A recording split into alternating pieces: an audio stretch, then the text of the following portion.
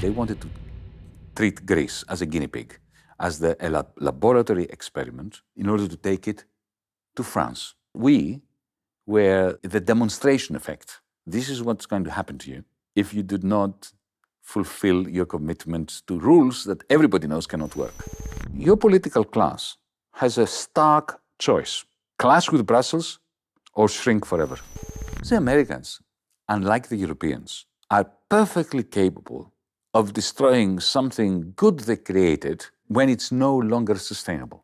Here in Europe, we will sink with the unsustainable artifact we have created all the way to the bottom of the ocean before we let go of it. We had a Euro crisis, but it was also a fantastic opportunity for Europeans, European elites, to say, okay, this was a bad design, let's use this crisis as an opportunity to change it. Instead of that, they did everything they could to crash any political movement that suggested this change in the rules.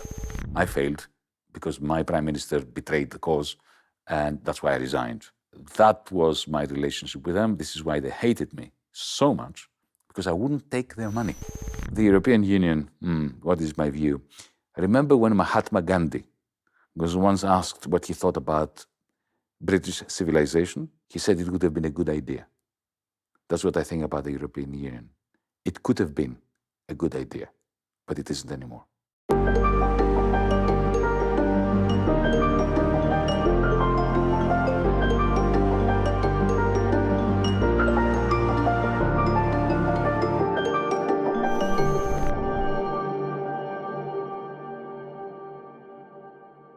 Yanis Varoufakis, bonjour. Bonjour. Je suis très heureux de vous recevoir sur la chaîne YouTube du site Elucide. Alors, vous êtes un économiste grec, mais aussi un homme politique grec dans votre mouvement, Dilemme 25. On vous connaît surtout en France pour avoir été le ministre des Finances du gouvernement Tsipras en 2015. Vous avez alors conduit les négociations lors de la crise grecque ce jusqu'à votre démission au mois de juillet 2015. Vous étiez en effet devenu, je cite la presse, la bête noire de Bruxelles. Vous continuez depuis de mener le combat pour plus de démocratie et contre le diktat de l'austérité. Pour commencer cet entretien, j'ai envie de vous demander quelles sont pour vous les caractéristiques irréductibles du capitalisme et, selon vous, depuis quand on peut vraiment parler de capitalisme? Capitalism emerged out of feudalism here in Europe, in Britain in particular, with a few elements of it in Holland, but mainly in Britain. When the epicenter of power, political power, economic power, discursive power, shifted from owning land to owning machines, to owning capital, where capital is defined as produced means of production. With that shift, two things happened. First, most of our activity, especially economic activity, was channeled through markets. Under feudalism, most activity was not in markets. Markets existed, but they were marginal. And those who owned the land under feudalism could collect their rent without producing anything, without investing anything. With capitalism, you have those who accumulate capital and continue to accumulate capital by making profits, not rents, where profit is a very different beast to rent, became the ones with the capacity to project power. That happened around the mid to the end of the 18th century, but it never really got seriously established until the 19th century and the discovery of electromagnetism. Because with electromagnetism, you have the big networks, like electricity networks, like telephone networks, and the beginning of the domination of capital in the form of monopoly capital, big finance, and of course, big business that big finance was funding. Dans vos travaux, vous montrez que le capitalisme évolue et change de forme. On a vu, par exemple, dans l'après-guerre, les États-Unis ont profité de la dévastation de l'Europe pour devenir une puissance hégémonique. C'est ce que vous appelez la période du plan mondial. Alors, qu'est-ce que les Américains ont fait à ce moment-là? Allow me to begin in the 1920s, 100 years ago. Because it was in the 1920s that capitalism as we know it emerged to the creation of the networked mega company like Thomas Edison or Westinghouse or Henry Ford. It was a time when, in order to finance these huge monopolies, or oligopolies if you want, banks, smaller banks got together and they created the mega bank. So the mega bank was financing the mega company. This process saw a lot of activity in the stock exchanges. A huge bubble was created, which burst in 1929, and we had the Great Depression, which plunged Europe to fascism and the world to the Second World War. In 1932-33, in the United States, that's where American hegemony begins, Roosevelt, very smartly, creates the New Deal, which is to say what? As a capitalist, as a patrician, is he saying that I understand that capitalism is a very stupid beast that falls on its face and can't get up. So in the interest of my bourgeois class, we need to create circumstances so that the many can be looked after in order to make capitalism sustainable and not fall into the trap of either communism or of fascism. That's Roosevelt. So he starts the New Deal, which is a kind of planned capitalism. And that becomes totally planned. The American economy during the war, when the war started, was as planned as the Soviet Union was. The only difference was that the market was set aside. So you had a price czar. John Kenneth Galbraith famously became the man who decided all prices. Not the market. And the quantities. So factories were told how much to produce, what to produce, how much to charge for it. Right? Like in the Soviet Union. The difference was that they were still privately owned. So that's the war economy. At the end of the war, the Americans, very concerned that the Great Depression would return once the factories stopped producing all those weapons, and concerned that even if they were converted to producing cars and washing machines, the demand would not be there. How would the many find the money to buy all those washing machines that these amazingly productive factories could now produce, having become very productive during the war? So the global plan becomes a plan for preventing the Great Depression coming back. So for them, from the position of the United States, they had to ensure that they keep producing at the same rate. The American economy was not big enough to consume all that, so they looked at us here in Europe and they decided, well, they have to buy our stuff. But of course, we were impecunious. We were destroyed. We were in ashes from the Second World War. So they dollarize us. And this is the Marshall Plan, but it's not just the Marshall Plan, it's also the European Union, because the European Union was a creation of the New Dealers in Washington, whatever we may say here about, the great Europeans who brought it all together. It was the Americans behind it. And essentially what happened was the Americans created the dollar zone. We talk about the Eurozone, but the dollar zone came before. That was the Bretton Woods system. Here in France, you had the franc. In Greece, we had the drachma.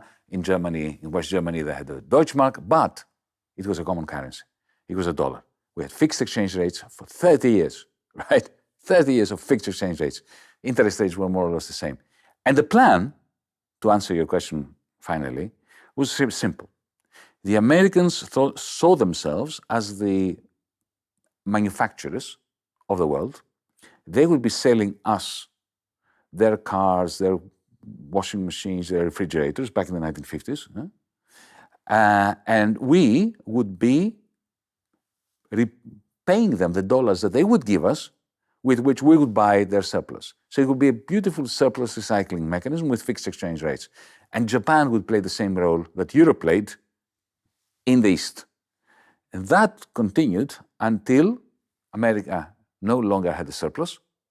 It was a deficit country, and that whole system was no longer fit to purpose, and the Americans themselves, on the 15th of August 1971, with President Nixon, destroyed it. And that's the beginning of the world as we know it now. Si vous aimez cette chaîne et notre travail, pensez à vous abonner et suivez-nous sur elucide.media. En plus de garantir notre indépendance, en vous abonnant à notre site, vous aurez accès à tous nos contenus, analyses graphiques, synthèse d'ouvrages, podcasts, entretiens exclusifs et articles quotidiens. On compte sur vous. Comme vous venez de le dire, les Américains ont mis fin au système de Bretton Woods en 1971, ce que vous appelez le choc Nixon. Pourquoi est-ce qu'ils ont mis fin à ce système qui était tellement avantageux pour eux? Because the Americans, unlike the Europeans, are perfectly capable of destroying something good they created when it's no longer sustainable. Here in Europe, we will sink with the unsustainable artifact we have created all the way to the bottom of the ocean before we let go of it. The Americans are very pragmatic people. Whatever we may think about them, and of course I, as a leftist, I am very critical of the United States imperialism and so on, but nevertheless, you have to admire them for the capacity that they have to, take something that they created, which was very useful to them, and do this, go away. We are creating something else now. Let me put it simply. Here in Europe, we know the rules, the fiscal rules, the fiscal compact, all that, network of idiocy, which we consider to be sacrosanct. What it means is that when there is a deficit, we have a Germanic approach. We need to tighten our belt. We need to cut down and increase taxes to eliminate the deficit. Now, in 1969, 1970, the Americans saw that they were having a deficit. So they asked themselves, okay, now, so far in human history, when an empire or a hegemon has a deficit, then it's the end of the empire. It's the end of the hegemony. So what are we going to do? If they were German, or French for that matter, they would say, oh, we need to do austerity. We need to tighten our belt to eliminate the deficit. The Americans said, no. We have a 1-2% deficit. We will make it 8%. We will just, push the accelerator and increase it. And who's going to pay for it? The rest of the world's capitalists will pay for it. So what really happened after 1971 is you have a reversal of this surplus recycling mechanism. So America, from being a surplus country, becomes a deficit country. It maximizes its deficit. So its deficit starts behaving like a gigantic vacuum cleaner that is sucking from Europe and from Japan the net exports of Germany, of Holland, your champagne, your wines, your, Hermes bags and whatever, the Japanese cars, electronics, it all sucked into the United States. Right? Now, France and Greece, we cannot do that because we'll go bankrupt. But they had the dollar, the world currency, which means they were effectively printing IOUs, dollars, giving those to the French, German, Japanese exporters. And what did the capitalists of France, of Germany, of Japan, and later China do with the dollars? They took it back to New York. And they bought with it what? American debt. So effectively, the non-American capitalists financed the deficits of the American state. They bought real estate in Miami, in New York, in California. So that elevated American rentiers. And of course, some shares that they allowed us to buy, not big banks, not big tech, not big industry. Yeah, that's what we call financialization. And that is what we call neoliberalism. It's neither new nor liberal, it's got nothing to do with liberalism. It's simply the ideology that supported the deregulation of banks, which was essential in order to have this tsunami of capital going from Europe and Asia to the United States to complete this audacious and completely unbalanced, but very much in equilibrium, global recycling mechanism. Well, what I just described is the global minotaur. When I had to give a talk on this very just maddening in its almost irrationality surplus recycling mechanism after 1971, especially in an audience of non-academics. Actually, interestingly, it was in an Australian pub that I gave a talk about this. And of course, after a while, they all get drunk. So you have to tell them a story which captures their imagination. And I came up with a minotaur because, being Greek, let me remind you that according to the myth, in pre-classical Greece, Crete was the hegemon, a bit like the United States. And there was a Pax Cretana, a Cretan peace, which was imposed through the arms, the strength, the military strength of King Minos of Crete. And the myth was that what kept the Cretan peace were these tributes by the vassals, the subjugated places like Athens, to Crete in the form of young men and women, virgins, that were being transported on a ship to Crete to be devoured by the Minotaur, this very sad creature living in the basement of King Minos' palace.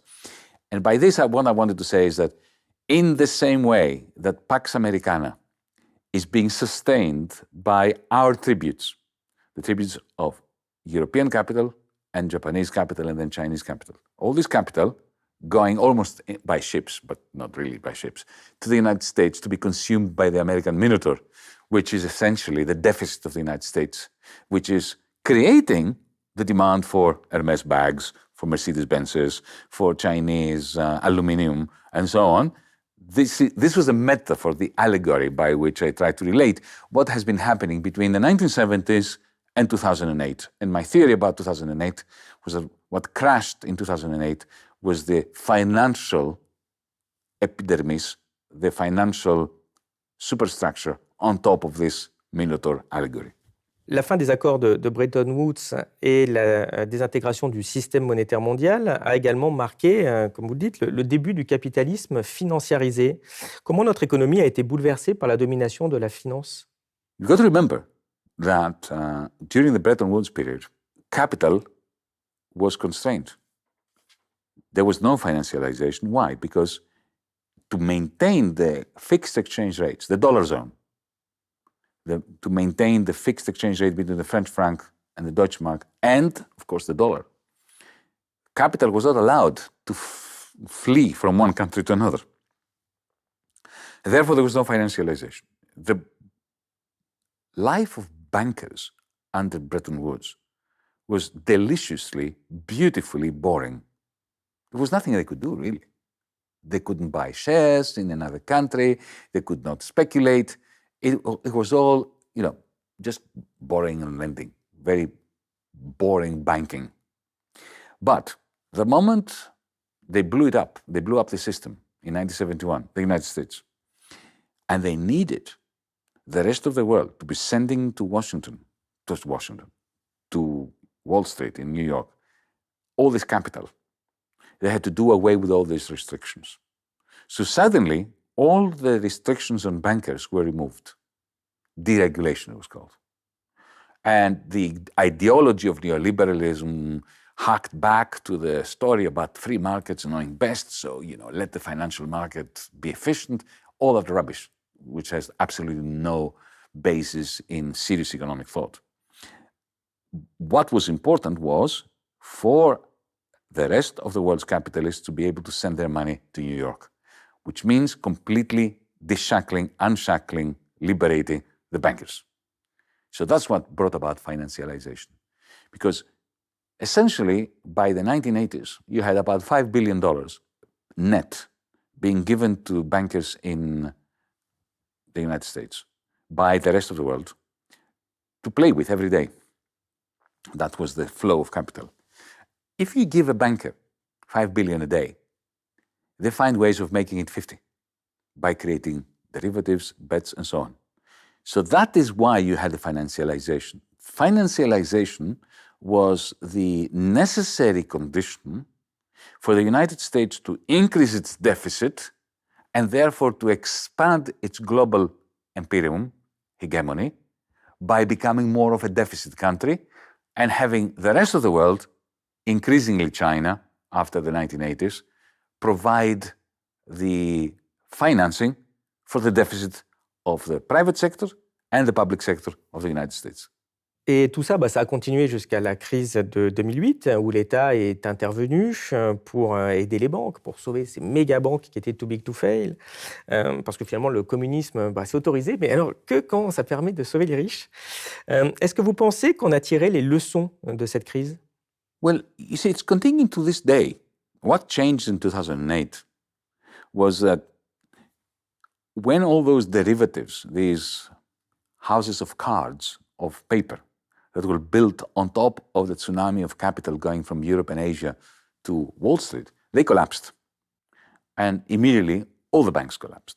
In the United States, in Britain, in France, in Germany, of course in Greece, every single Western bank went under, except Goldman Sachs, but that's a criminal case to be discussed separately. Within a year and a half, our prime ministers, presidents, and central bankers go together in London. April 2009 was this important meeting when they decided to refloat the bankers, effectively socialism for the bankers. They printed 35,000 billion. I say that instead of saying 35 trillion because trillion is very difficult. $35,000 billion to give to the bankers. That's the central banks, all the central banks together. Primarily the Fed in America, but also the European Central Bank, the Swiss Central Bank, the Swedish one, the Japanese one, and so on. So they refloated the bankers. And very soon, the American trade deficit, which went down because Americans didn't have money for about a year, it went up again. So this vacuum cleaner continued to suck into the United States the exports of everybody else, and everybody else was sending the money too. But what never recovered, was the capacity of Wall Street to recycle the money that was receiving into investment, into capital. And the reason for this, if I'm allowed to say what the reason is, the reason why I never managed to recover was the combination of socialism for the bankers, all those trillions printed for the bankers, with austerity for the people. Here in Europe, in continental Europe, in Britain, remember, austerity under Cameron and Osborne, and austerity in the United States. Because Obama practiced austerity. He talked about stimulus, but in reality it was austerity. If you look at the numbers, it was austerity. So what happens when the system, the capitalist, global capitalist system, is printing trillions of dollars and throws them into the banking system while practicing austerity for the little people? What happens is, if you are heading Volkswagen or EDF or whatever, a large corporation, you look outside your window, skyscraper, and you look at all these little people and you say, oh my God, look at them.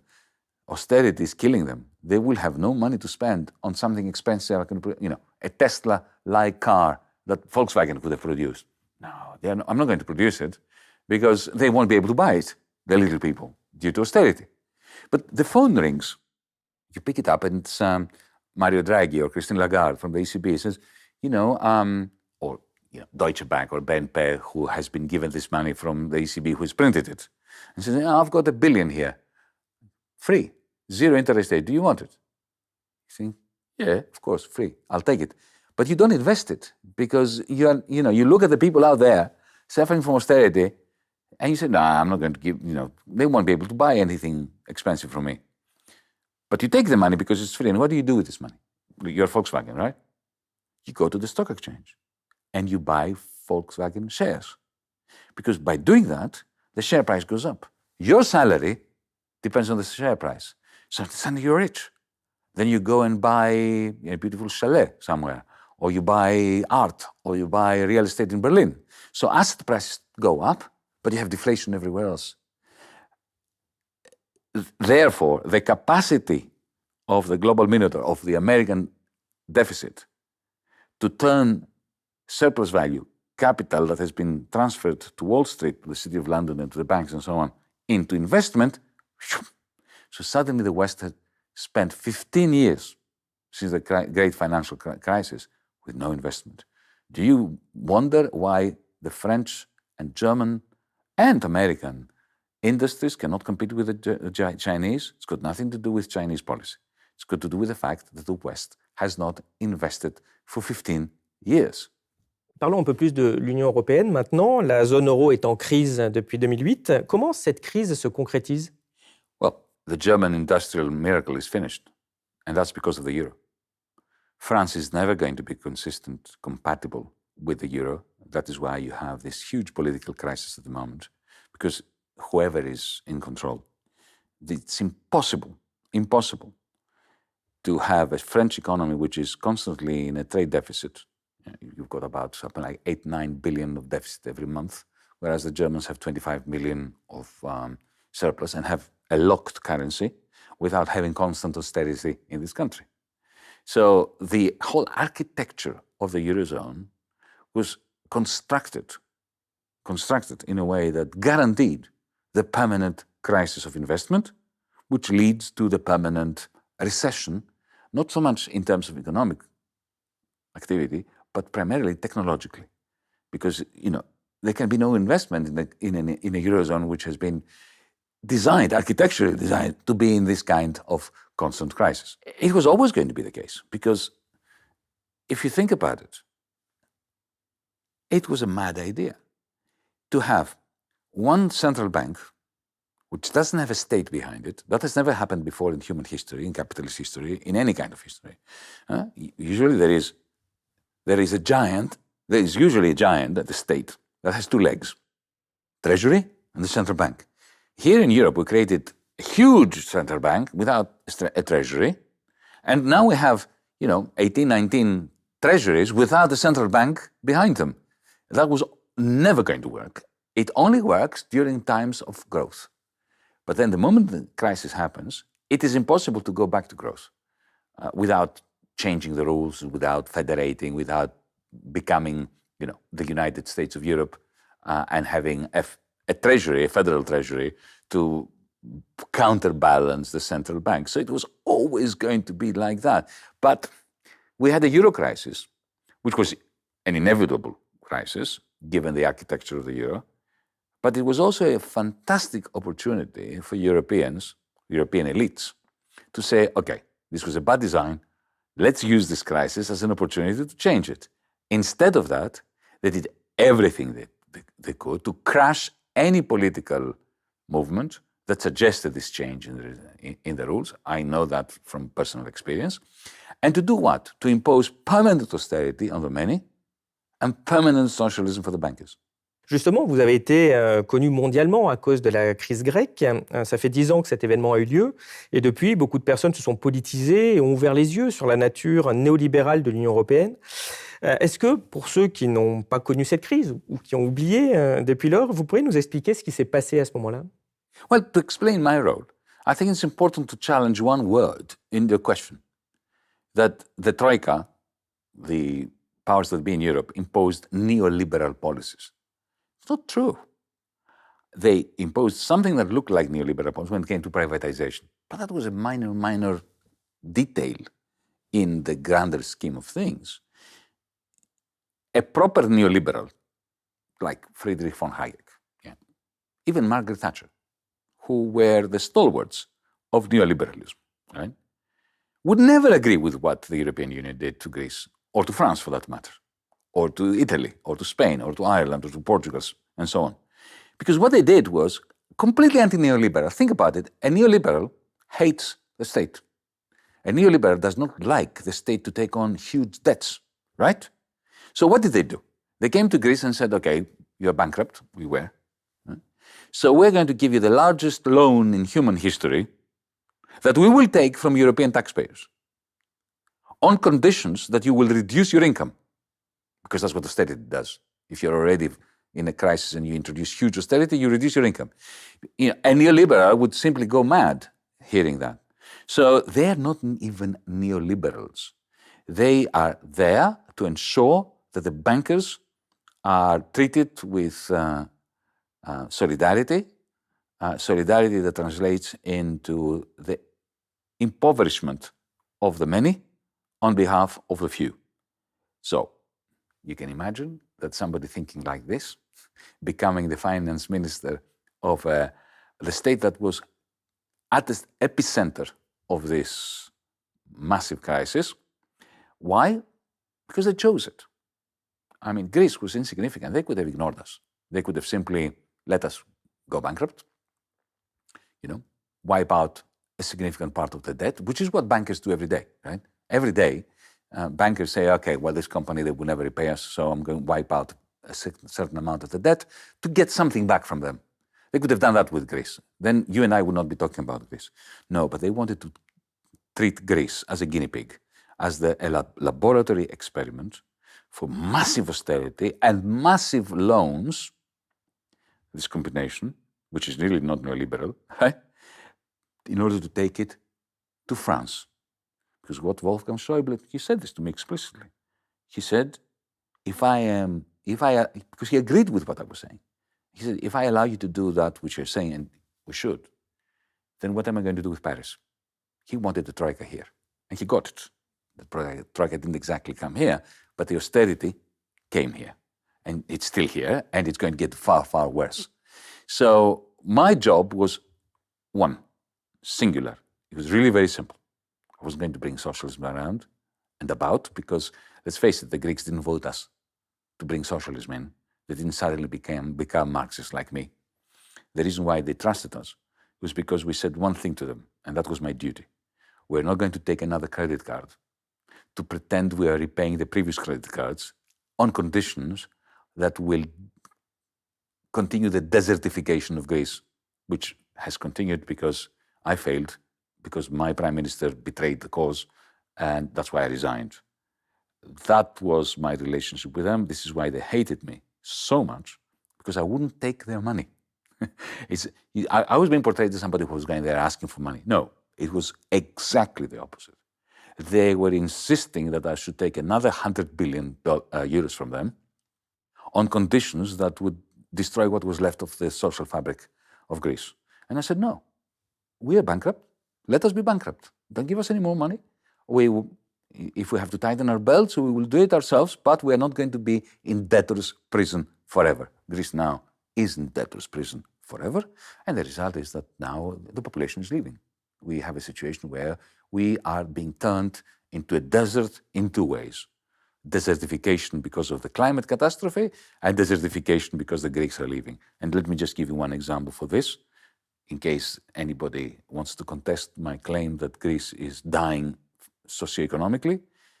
Last June, 2 months ago, of all the men and women who graduated from medical school in Greece, and you know what medical school means, right? For a young person to enter medical school, a whole family has to be dedicated, huge, investment in education, in, money, 8 years of studies. 56% of them, the ones who graduated this year, this June, have left the country. That is not a sustainable country. Durant les négociations, comment se sont comportés les autres dirigeants européens? Est-ce qu'elles étaient difficiles, dures? Quelles ont été les plus dures envers vous? Est-ce qu'ils avaient peur que vous quittiez la zone euro? Et de quoi vous ont-ils menacé si vous ne cédiez pas? It was all very disheartening because, I expected to be faced with intelligent people who had intelligent arguments as to why I was wrong. Not one. The people I met were of two kinds. Ministers and deputy ministers and bureaucrats who said to me that I was right, but they didn't have what it takes to support me, like my French colleague, Mr. Sapin, who, when we were in his office, the only thing he didn't do was to join my party. I'm exaggerating to make a point, but I'm not far off the truth, right? He didn't have one argument as to why my plan of not taking more loans on and concentrating on growth and development as opposed to austerity and just distraction, completely in agreement. In the Eurogroup meeting, he was simply repeating everything Schäuble said, and in private, he would say, what do you want to do? France is not what it used to be. That was one category. Then there was Schäuble, who, after many, many clashes, he also confided in me that he agreed. He agreed that what they were asking me to do was lethal. Lagarde said, it can't work. You need to have a massive haircut. And I challenged her to come out and say otherwise. She was the one who actually criticized me for asking too small a haircut for the Greece's debt, right? But then in the meeting, the line, because as I mentioned before, Schäuble was absolutely determined to keep France down. And we were the demonstration effect. This is what's going to happen to you if you do not fulfill your commitments to rules that everybody knows cannot work. That is the tragedy of the Eurozone. As for the threat, you don't have to ask me. You see what they did. They shut down our banks. That was financial terrorism. It's financial terrorism. Think about it. You have a German minister telling you, if you don't give me your airports, I'm going to shut down your ATMs. How do you describe that? It's financial terrorism. They got the airports. They got, anybody who flies to Mykonos, Santorini, and so on, they fly into German airports. They belong to a state-owned company. It's not even, neoliberalism. It is a state-owned German company, Fraport, that has taken the most lucrative Greek airports. Do you know how much they paid for it? 0. On paper, they paid 1.2 billion for 14 airports. Even that price is ridiculously low. But they didn't actually pay for it. You know what they did? They got the Greek banks that were bailed out by the Greek citizens to lend them the money.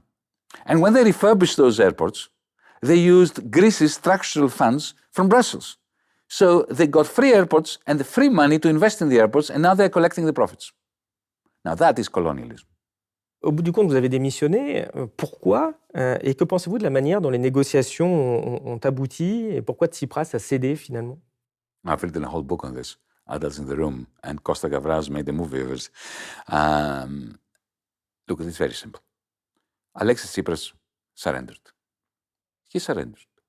And I resigned because he surrendered on the night. He had called a referendum, telling people, if you want us to keep fighting, vote no to the conditions of the creditors. And I fought tooth and nail for the no to win. He was hoping that the yes would win. We won, the no won, with 62% of the vote. And that night, he told me he's going to surrender and turn the no, the popular verdict, into a yes. Essentially, the Prime Minister overthrew the people. It should be the other way around. But the Prime Minister overthrew the people, and I resigned. That's why I resigned. And you can see the result of that. Let me make a point which I think is poignant for what we are experiencing today. The next day, after my resignation, and he surrendered after the referendum, on the Monday morning, on the 6th of July 2015, the Greek, my former colleague, the Greek foreign minister, travels to Tel Aviv and embraces Netanyahu. And our radical left-wing government becomes a lackey of Israel. Similarly, very soon after that, when Trump was president of the United States, that fascist, Tsipras embraces Trump. ExxonMobil, the dictator of Egypt, General Sisi. So there was, within 24 hours, a complete surrender, not just to the Troika and to the lenders and to Schäuble, but to the fascist international. Why did that happen? I will never know. Mais est-ce qu'il aurait été possible de résister, d'après vous? Qu'est-ce qu'il aurait fallu faire? Qu'est-ce qui se serait passé? Absolutely. You see, if you owe 2,000 euros to BNP Paribas, you're in trouble. Because BNP Paribas can take you to the cleaners, take your house and so on. If you owe 300 billion to BNP Paribas is in trouble. Especially if you don't have the money to pay it. So we were in a very strong position just because we were so bankrupt. People find this hard to understand, but it is true. And to talk to any financier, they will agree. And you don't even need me to tell you this. Benoît Cœuré, very smart, then vice president of the ECB, came out later and said there's no way we would have allowed them to leave the euro because the whole of the euro would collapse, whatever they said. Let me remind you that it was a time when Mario Draghi was beginning to purchase Italian debt. Had he not purchased Italian debt with quantitative easing at the time, Italy's debt would be bankrupt, it would have gone, and then the whole of the Eurozone would have gone. So we had a nuclear weapon in our hands, which of course I was not allowed to use, and that's why I resigned. Would we need to leave the euro? Look, European leaders have been suicidal in the past. So even though I just said, and I mean it, that I think that if we stood fast, if we refused to surrender, I think in the end they would have come to us with a decent deal without us leaving the euro. Even though I'm saying that, and I still believe that, there's always a possibility that especially German leaders can be suicidal. We've seen this a number of times in the last 100 years, a number of times. So it is possible that we would have to leave the euro. So what? There would have been a cost. It would have taken 18 months for us to be able to establish a new drachma, but now we would be flying because we would have devalued the currency, which we needed to devalue it, by, let's say, 35%, 40% in one go. Then we would have kept it steady. We would have regained competitiveness, and we would not have had to sell all our assets to these vultures who are now destroying the Greek socioeconomic fabric in a variety of ways. They've taken not just the airports and the railways. You can see the state of the railways now with the deaths on the railways because we've given it to a failed Italian company which can't afford to invest anything anywhere. But primarily they are now taking the houses of the middle class and the petty bourgeoisie through the sale of their mortgages to vultures from the Cayman Islands. They're taking 60, 70 billion out of the country and rendering Greece uninhabitable because the middle class can't afford to live anymore. We would have stopped all that if we had left the euro. But I think the linchpin of my argument is that if we were prepared to leave the euro, in the end, I don't think we would need to leave the euro. Je vous propose de voir les conséquences de cette crise maintenant. Où en est la Grèce? En fait, c'est la première question sur quelques graphiques. Bon, le premier, sur le fameux taux d'intérêt qui avait déclenché la crise de 2012, mais les taux d'intérêt sont revenus à un niveau normal. Par contre, sur le deuxième graphique, et on voit ici ce qui s'est passé au niveau du budget de l'État avec les dépenses en orange et les recettes en bleu avec le déficit en bas. Qu'est-ce qui s'est passé au niveau du budget de l'État?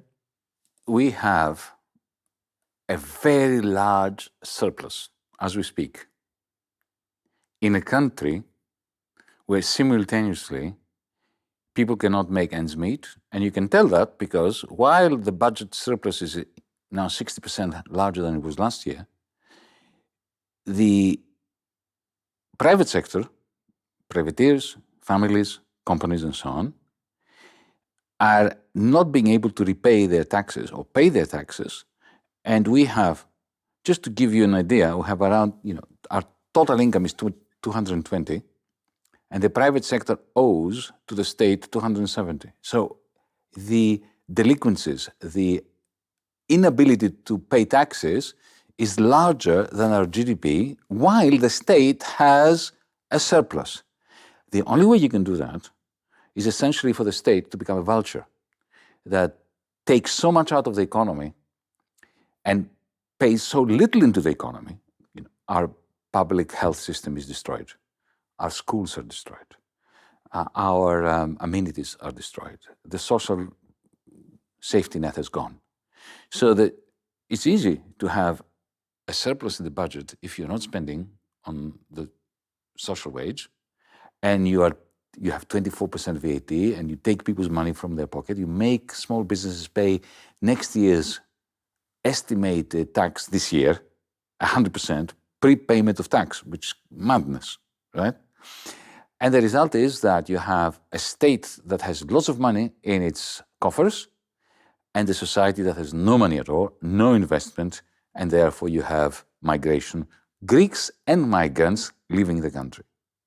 Oui, parce qu'en effet, on voit ici que le PIB de la Grèce par habitant, évidemment, ne s'est pas du tout remis de la crise. Sur ce deuxième graphique, après, on voit le chômage qui est toujours à 10%. Donc, il a bien baissé, mais enfin, il reste quand même encore à des niveaux élevés. Et comme vous le dites, l'évolution dramatique, c'est la population de la Grèce, qui est passée de 11,1 millions au moment de la crise à 10,4 millions, presque 1 million de Grecs en moins. Et ça, on voit que c'est dû essentiellement au solde migratoire. C'est-à-dire les Grecs quittent le pays. C'est la partie orange, la partie bleue, c'est la partie solde naturel, c'est-à-dire les naissances moins les décès. Mais on voit évidemment la grosse chute actuelle, 200 000 Grecs en moins l'année dernière. En particulier, plus de 150 000 Grecs ont quitté le pays. Well, what we've done is we've exported our unemployed. Huh? Unemployment has gone to 10%, which is still quite high. But if you add the people who left the country, all the youngsters who are here in Paris, in London, even in China and El Salvador, wherever you go in Greece, in the world now, you will encounter, young people who've left the country. If you add them to the unemployed, we have 25-30% unemployment, right? But we have exported them. We've gotten rid of them, in inverted commas. As for the per capita income, this is telling a very blurred story because, you see, these figures that you showed of per capita income are real income, which means it takes into consideration inflation, supposedly. So officially, the inflation rate is 3.5%. But if you're poor, your inflation rate is 30%, because you buy all those things that have gone up by 50%, 40%. If you're rich, you have a negative inflation because, your expensive holidays and the resorts in Mykonos are actually cheaper, right? So if you were to break this down on a class basis or income basis, you'll find that the median per capita income, not the mean, the average, but the median per capita income is far lower today than what this graphic shows, which explains why people stop me in the street, people who haven't voted for me, and say, everything you said to us happened. My kids are ready to leave the country. How can I stop them? What can I tell them? And I am lost for words, because there's no hope in a country like this. La France vient de se faire houspiller par la Commission européenne qui a ouvert une procédure de sanction pour déficit public excessif. On risque une sanction très lourde. Comment nos dirigeants devraient réagir face à ça? Will you allow me to go back to 1964 when Valéry Giscard d'Estaing, who at the time was the finance minister of Charles de Gaulle, flew to Bonn, because Bonn was the capital of West Germany at the time, to meet his counterpart, the German finance minister, somebody called Schmücker back then, 1964. And Giscard had a message from Charles de Gaulle for the German government. He demanded, typical de Gaulle style, immediate, within 1 month, monetary union between France and Germany. That's a long time before the euro. Schmücker, the German finance minister, was completely overwhelmed. He said, look, I don't have the mandate to have this conversation, right? I mean, we just can't make a decision like that, the two of us. But then, for a moment, he stopped and he said to Giscard d'Estaing, do you realize what you're asking for? If we were to do that, the French National Assembly would lose sovereignty over the French national budget. This is what has happened. French politicians, French political forces, of the left, right, center, whatever, you have to come to terms with the fact that this country is not sustainable in a monetary union like the one we have today. So your political class has a stark choice. Accept the permanent shrinking of France, the stagnation of France, within a Eurozone with these rules, or clash with Germany to change the rules, to create a federation. Because the only way that you can have a common currency is if you have a common treasury, and the only way to have a common treasury in a democracy is to have a federal treasury that you elect, in other words, to have a federation. Now, people will say, but that can't happen. Well, in that case, you have to consider yourselves on a permanent road to ruin, attached to a German economy which is no longer sustainable itself because of 15 years of no investment. This is why Europe is becoming irrelevant, absolutely irrelevant. The Chinese, the Brazilians, the South Africans, the Emiratis, the Americans don't even think of Europe anymore. It is besides the point. If France is going to reconstitute its vigor and its capacity, at least to be responsible for your fate and not to rely on that Ursula von der Leyen, which, by the way, the other day insulted the French Republic with what she did to Thierry Breton. This has never happened before. A German commissar ordering the French president to replace the person who represents France in the Commission. That should concentrate your mind. Clash with Brussels or shrink forever. Après avoir éprouvé le système européen de l'intérieur, quel regard est-ce que vous portez sur l'Union européenne? Look, I grew up in a fascist dictatorship in Greece, in a family of Democrats who looked at Europe and the then European Union, the common market, as a beacon of hope for democracy, for human rights, for solidarity, at a time when Europe was still supposedly a peace project that brings Germany and France together, the rest of us, and so on. So I have a bias, a pro-European bias. In 2015, 16, 17, and so on, I even disagreed with my comrades here in France, like Jean-Luc Mélenchon and others, who were far more skeptical of the European Union than I was. And in 2019, the M25, our movement, here with Benoît Hamon and others, we ran on a pan-European Green New Deal manifesto on the basis of what can we do to save Europe and make Europe work for the many, not a few. I have to say that I was wrong, because that manifesto, even though it was brilliant, and Mario Draghi has actually copied it now in the Draghi report. We were proposing 5% of GDP across Europe to go into green investments 7 years before Mario Draghi thought of it. Now I think that this opportunity has been lost, and it has been lost forever, because of the way that the Ursula von der Leyen Commission has destroyed the Green Deal, the idea of a Green Deal. It's no longer there, it's gone. The way that the Recovery Fund, Next Generation, whatever they call it, was effectively the gravestone for any chance of a fiscal union, instead of being the beginning of a fiscal union, was the end of any chance of a fiscal union. So my view now is that the European Union, you can see that, the European Union is becoming a war union. It's becoming absolutely dependent on the United States. It's being quick-marched into a never-ending war in Ukraine. It is supporting the genocide of Palestinians in Israel.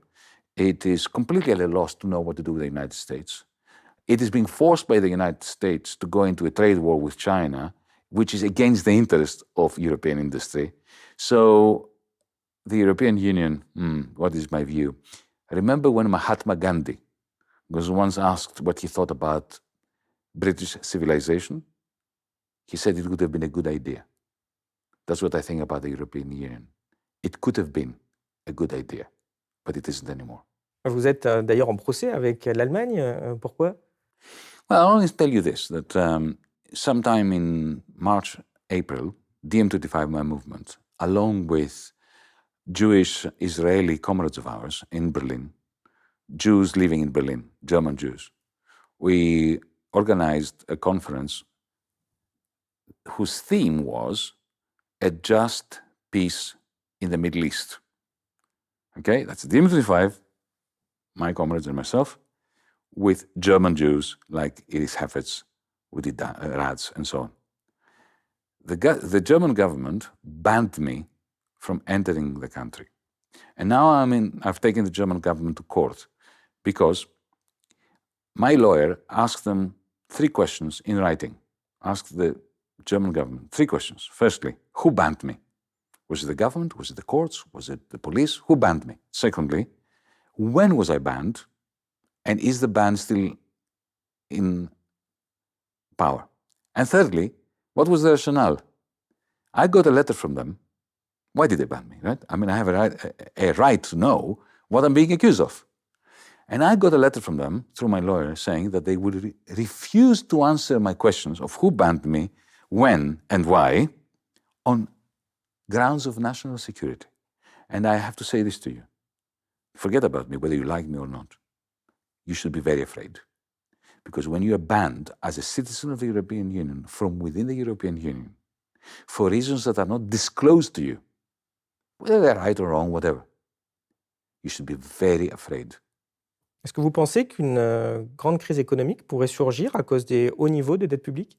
It takes a deep ignorance of how capitalism works, of how the system we live in works, of how the European Union works, to mistake a symptom for a cause, to think that the debt is the problem. you must really be in serious need of economic education if you believe that. Debt is a symptom. Debt can be terrible, it can be good, it can be irrelevant. What matters in Europe at the moment is that we have had 15 years of no investment. And that is always going to create debt. Because if you have no investment, then you have no growth. And you have no growth when your population is getting older and you have needs, the state will keep borrowing, so the debt will go up. So the question is, why did we have no investment? And the answer to that is because we have a terribly designed monetary system, which makes a global phenomenon of socialism for the bankers and austerity for the many, which is also the case in the United States. But when you have a terribly designed euro, that makes it far, far worse, and it kills off demand, it kills off investment, it kills off the rigor and vigor of your economy. Pour finir sur l'Union européenne, est-ce que l'euro est une monnaie qui fonctionne d'après vous? Qu'est-ce que vous pensez de la façon dont elle a été mise en place? Et comment vous réagissez à ce graphique où on voit qu'il y a toujours 70% de Grecs qui soutiennent l'euro, peut-être encore plus que ce qu'il y avait au début des années 2000? Well, this graphic is a photograph of fear. There's no love for the euro. Not in this country, in France, not in Greece, not even in Germany. But there is fear. People have been told, and they've been convinced, that if we're thrown out of the euro, then Armageddon will happen. But let's start from the beginning. Why did we need the euro? If you ask a supporter of the euro, they would say, oh, because it facilitates trade, it reduces the transaction costs, it creates more discipline, fiscal discipline, all those arguments. But then ask them the question, why didn't the Canadians adopt the American dollar? The Canadian economy and the American economy are much closer than the French economy and the German economy, or the Greek economy and the German economy, right? So if a common currency is important and its value as a common currency for society is greater the more coherent the monetary union is, it's the Canadians or the Americans that should have a common currency. I'll tell you, if they had a common currency, Canada will be in tatters. It will be destroyed. Because the fact that the Canadians can allow the Canadian dollar to fall or to rise depending on the business cycle is what has created, it's like a shock absorber that prevented the shocks of the American economy from destroying the Canadian economy. Another example, Australia and New Zealand, very close economies. They even have more or less the same accent when they speak English, right? But the New Zealanders, wisely, never adopted the Australian euro or a common currency with Australia. Come to Europe. Which were the countries that benefit the most from the European common market, the single market? Poland, the Czech Republic, Hungary. Not Greece, Spain, Portugal, Italy, or France. Now, we're talking about European countries in the European Union. The ones who did not adopt the euro, including Sweden, are far better off than the ones who did. It was a pointless exercise from the point of social welfare. So why? Why did they do it? It's really very simple. Because if you go back to the 1950s, the European Union was constructed as a cartel of big business. The first name of the European Union was the European Communities of Coal and Steel. So they created a cartel of coal and steel. Now, to have a cartel, you have to have a common currency. Like OPEC, the only way of coordinating on the price of oil is because it's all denominated in dollars. They have a common OPEC, the Organization of Petroleum Exporting Countries, has a common currency, the dollar. So in Europe, in the 50s, they had, the fixed exchange rates because the Americans, as we said before, guaranteed that. So from the moment the fixed exchange rates died, the European cartel, big business, wanted a common currency in order to maintain cooperation between them. So in the interest of the cartel of Northern European big business, we have sacrificed Europe to this common currency. On a parlé des évolutions du capitalisme jusqu'à récemment, mais dans votre dernier livre, Les nouveaux serfs de l'économie, paru aux excellentes éditions Les liens qui libèrent, vous analysez un nouveau stade, celui du techno-féodalisme. De quoi s'agit-il? Rosa Luxemburg, remember her? When she was in prison, said that our big question is, what will follow capitalism, socialism or barbarism? My answer is barbarism, in the form of what I call techno-feudalism, which is the apotheosis of the triumph of capital. Capital has mutated. It's taken a new form. It's what lives in your phones and your laptops, algorithmic capital. A new form which has become so successful, and this is a great paradox. Capital has triumphed. It has mutated. It's become so toxic, so successful in the form of cloud capital that it's killed off capitalism. And what I mean by that, it has replaced markets with things like Amazon.com, which is not a market. It looks like one, but it's not. It's a techno-feudal fiefdom, a cloud fiefdom. And it's replaced profit and profitability by capitalists with the rents that people like Jeff Bezos collect from all of us for selling things to us that they do not produce. This is no longer capitalism. It is more capital intensive than capitalism. It is based on cloud capitalism, and it is a form of feudalism which is predicated on this new form of toxic, mutated capital. Mais quelle est la différence entre le capital cloud et le capital traditionnel? It is a huge difference. Traditional capital is produced means of production. So, you create a tractor, not because you want to go around the tractor in Paris, but because you want to use it to plow the land to produce corn. So it's a produced means of production. What lives in your phone is not producing anything, except the capacity for the person who owns this capital to change your behavior. So it's a produced means of behavior modification. Anyone who owns this, once upon a time, if you owned the tractor, you had the power to exploit proletarian labor who rides this tractor to produce corn. Okay. Anyone who owns Google, Meta, Airbnb, and so on, has the remarkable capacity to make millions, billions of people work for free to replenish that cloud capital, and simultaneously to get traditional capitalists to give 30 or 40% of the price they collect from the consumer to those owners of cloud capital.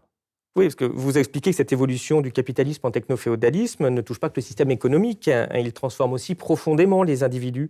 Vous expliquez que dans ce système, on est devenu des serfs numériques. Comment? The moment you enter one of these platforms, cloud thieves as I call them, what you're doing is you're training the machine to train you, to train it, to train you, to train it, to know you so well that it gives you good advice, that captures your attention. It can then sell you something. It can effectively implants desires into your heart, into your mind, and then serves them directly by bypassing markets and selling it to you directly, while you are contributing to the cloud capital. This is the end of the liberal individual.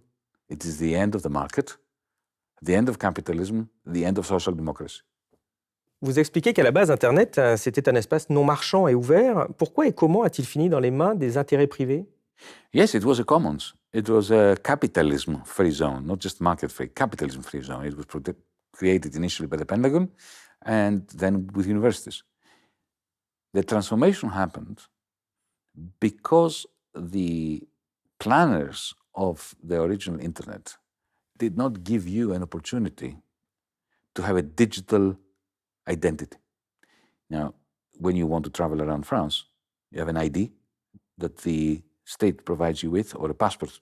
It's a state-provided, free almost, document. You don't have it on the internet. To prove who you are, you have to beg your bank, Google, Facebook, to testify that you are who you say you are. That is the beginning of privatization on the internet. Le capital cloud se fonde sur la récupération des données des utilisateurs. Pourquoi ces données ont-elles autant de valeur? Well, data has always been valuable.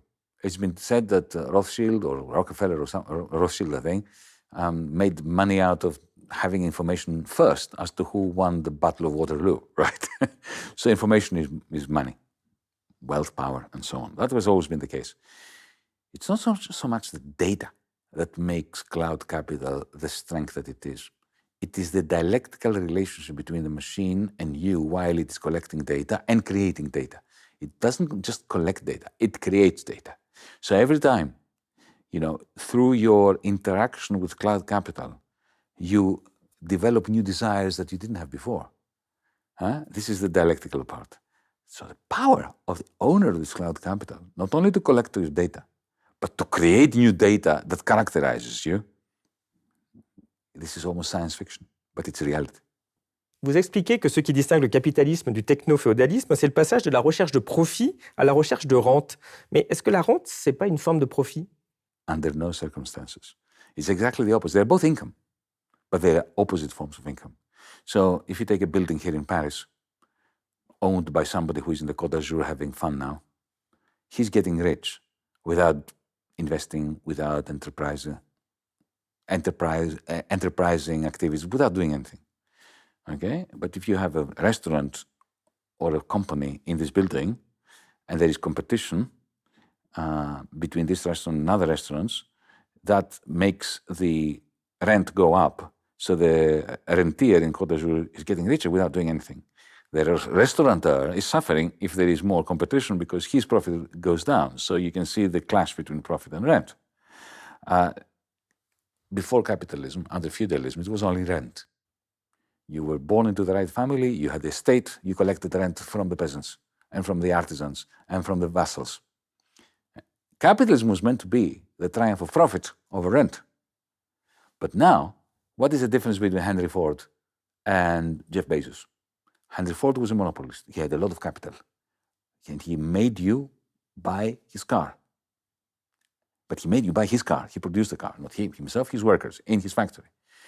Bezos is not selling you, it doesn't make anything. He doesn't produce anything. He has created an enclosure, a digital thief, in which it has put you in there and the producers of bicycles, of, hi-fi systems, books, music, whatever, right?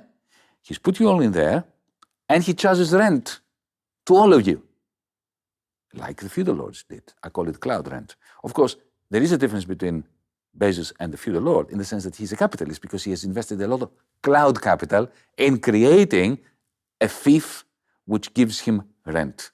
That is no longer a capitalism. That's my point in the book. Quelle est la place des États dans ce monde dominé par de grands groupes numériques qui forment un monopole et qui ont pris possession du capital cloud? Well, ask Thierry Breton. He tried to oppose cloud capital, and look at him now. Do I need to say more? It is a joke. Our politicians we're always powerless compared to capitalists. But compared to cloud capitalists, there is no comparison in the degree of power. Vous expliquez aussi qu'il y a des conséquences géopolitiques assez importantes avec ce techno-féodalisme, en particulier dans les relations qu'il y a eu entre les États-Unis et la Chine depuis quelques années. Comment? Well, you've noticed that since Donald Trump, there's been a new Cold War between America and China, which, Biden, instead of undoing it, given that he was supposed to be the anti-Trump, instead of undoing it, he took the Trumpian Cold War against China and turbocharged it, made it far worse. Okay? And now we're very close to a nuclear war between America and China over Taiwan. But of course, Taiwan is irrelevant because the Chinese position on Taiwan has always been the same, that it's a precinct of China, and one day it will become Chinese. That has never changed. So what happened suddenly? What did the Americans just realize that this is the Chinese position on Taiwan? No. What happened is this. If I'm right in this book, that ownership of cloud capital gives you enormous power, then suddenly we know what's happening between America and China. Because who owns cloud capital? Europe owns nothing. That's why we're so irrelevant. It's owned by the United States, Silicon Valley, and China. It's got its own very, very powerful, large quantity of cloud capital. So there's a clash between the two cloud capitals, the two cloud fiefdoms, if you want, over control primarily of payment systems. Because American hegemony, we said that before, is predicated on having the global currency. The Chinese cloud capitalists, together with Chinese bankers, have united to create what I call cloud finance. The Americans cannot, because Wall Street and Silicon Valley are always clashing. If you see things through this prism, you begin to understand, on the basis of the power of cloud capital, the new Cold War between the United States and China. Et comment est-ce qu'on peut se battre contre ce système techno-féodaliste? I'm going to give you a very boring answer. In exactly the same way that we should have been fighting as progressives, as the left, 100 years ago. We should focus on the one thing that matters. Not the distribution of income. That's a social democratic illusion. Who owns capital? Either we socialize capital, create a commons where we commonly own capital, or we perish as a species, because the climate catastrophe will continue to if we fail. So that was always the case. That's why I'm a traditional Marxist leftist, because I always believed in the social ownership of capital. But now with cloud capital, it becomes far more urgent, because if we do not social, and here's an example. Why do you have Uber in Paris? It's pathetic. Why do you have an Airbnb? Why don't you have the municipality of Paris having its own cloud capital, its own app, where, the coders, we have very good coders here, you could have designed the app in such a way as to optimize for the interests of Parisians, to minimize emissions, to minimize traffic, waiting times, to have the capacity to rent apartments, but only for 30, 40 days a year, so you don't have what Airbnb does, which is take whole blocks of flats out of the real estate market of Paris. Why can't we have this commons of cloud capital instead of allowing cloud capital to be owned by the very few who use it against the many? Nous arrivons à la fin de cet entretien. Merci beaucoup. Je vais vous poser notre question traditionnelle. Qu'est-ce qui est connu de peu de personnes et qui mériterait d'être connu de tous?